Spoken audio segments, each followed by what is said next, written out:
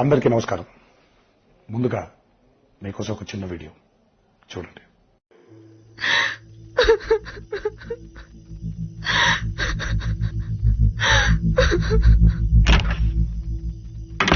శ్వేత, ఏమైంది?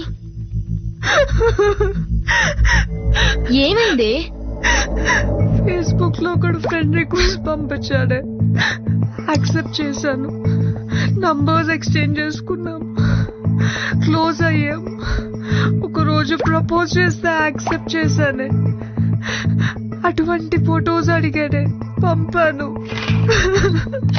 ఇప్పుడు ఆ ఫొటోస్ అడ్డు పెట్టుకుని బ్లాక్ మెయిల్ చేస్తున్నాడే. నాకేం చేయాలో అర్థం కావట్లేదే.